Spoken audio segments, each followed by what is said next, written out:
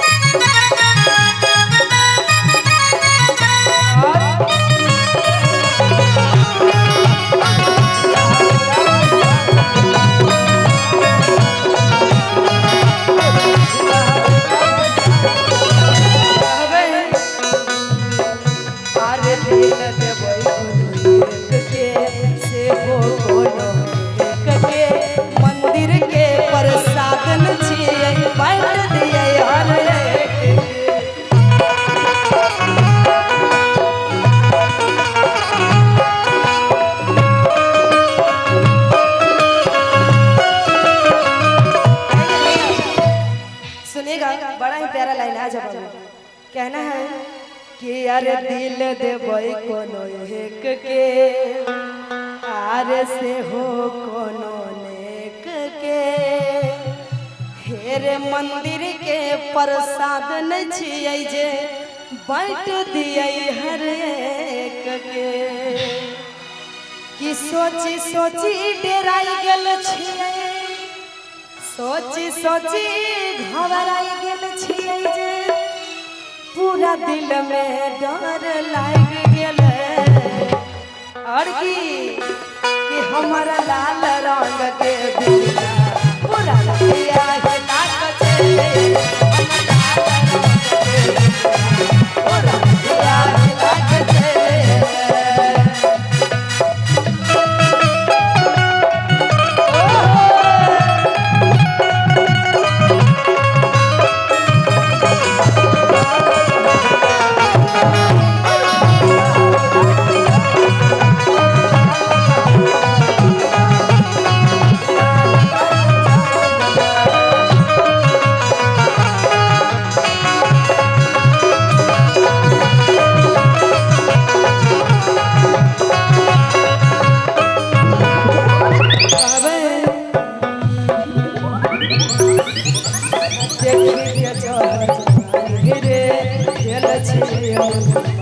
कितना लोग के छूट जाई छै मुहावा से माने रे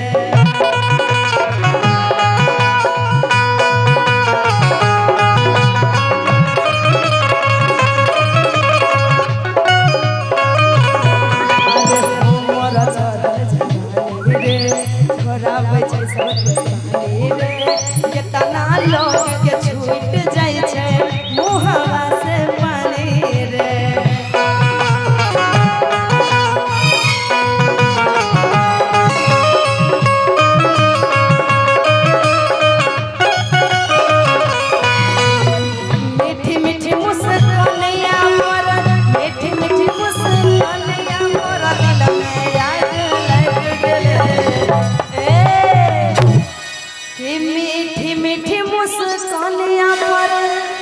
दिल में आग लग गेल